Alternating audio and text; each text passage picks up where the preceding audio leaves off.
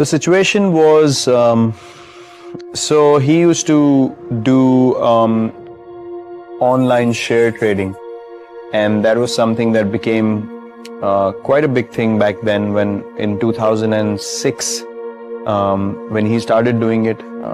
And then, as I said, the business side of things wasn't doing well for my brother. The house was on rent, and then his online share trading account suddenly crashed. So one transaction went really bad, and all the transactions that he'd done before that and whatever he had accumulated sort of went down in a go. So he really the amount of stress it brought onto him mentally was huge. So he had a stroke. He had a clot form in his brain. I didn't know it because I was playing my first season and I was at practice, and I was coming back from practice, and I reached the house, and then my cousin's sister was there, and I asked her where everyone is, and she's like, no, they've just gone for a regular checkup. I was like, why would everyone in the house go for a regular checkup?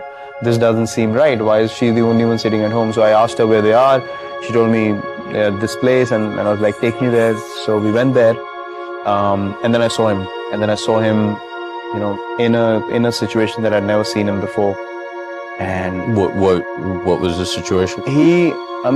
Because it was a stroke in the brain, he wasn't able to react in the normal manner. You know, his body was moving in a funny way, and he was not able to figure out where he is, like the way he looked at people as well. It was like he lost total sense of what's going on.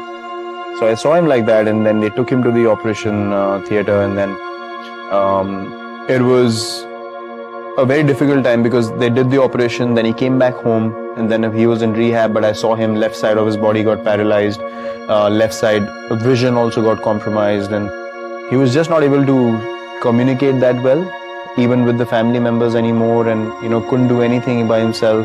People had to pick him up and take him to the toilet, and there he was, a self-made man, you know, he would just, in the house, if something went wrong, he wouldn't call anyone, he would just open the socket, the electric socket, and just start fixing things himself. So he was that self-made, and he wasn't dependent on anyone. So for a person like that to go through that, he couldn't handle it after a while, and then eventually after a couple of weeks of rehab, he got a cardiac arrest. And you were there? I was batting night. Actually. I was playing a game, and we were playing one of these 4-day games, which used to happen at the first class level, and I was supposed to resume batting the next day, and this happened around 2:30 or 3 in the morning, and we all woke up and we had no idea what to do, and he was gone by the time we woke up, and I literally saw him take his last breath in front of me, and I tried to pump his chest and all that, nothing worked, and then there were a few doctors around in that area that we lived in. We went to their place. No one opened the door because it was 3 in the morning. We couldn't get any response, and then we drove him to the hospital. But by the time they tried electric shocks and everything, all those kind of things, but nothing worked. He couldn't recover at all. So my sister and my brother and my mother, they all broke down, and funnily enough, I couldn't cry at all. There was no emotion coming out of me, and I just became blank. I couldn't register what just happened. Why do you think that was? I have no idea. Till date, I can't understand, and I was feeling like I was myself thinking, why am I not able to cry? And then I think it was all building up inside me. So when we came back, and everyone, all the relatives came in to sort of, you know, pay their condolences and stuff like that. And then I called my coach in the morning, and I told him what had happened. And then he asked me, what do you want to do? I said, I want to go and play.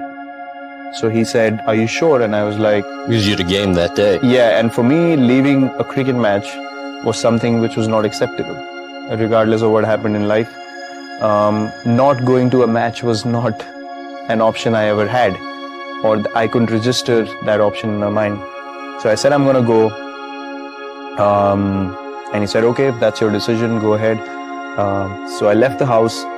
I hadn't cried at all, nothing, no emotion. And my family was actually feeling a bit nervous looking at me because I was showing no emotion, and everyone was like, you know, crying and they were emotional. And then I went to the game, and I picked up a friend of mine again, and I told him what had happened. He thought I was joking, he didn't believe me.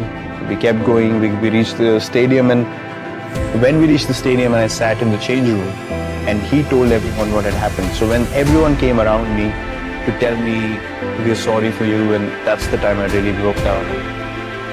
Now I feel like it was probably the most impactful thing that happened in my life. Because I remember that day, I came back from the game. After I got out, I came back to do the cremation and all the rituals that follow. And I remember telling my brother specifically that I am going to play for my country, and I am going to play this game at the highest level, and there's nothing else in life that can distract me anymore. Because it was my father's vision as well. He wanted me to, play at the highest level, and he was really, really keen on me playing at the highest level as well. So I remember making that promise to my brother, and then everything in life became second priority after that incident, and cricket was the first priority.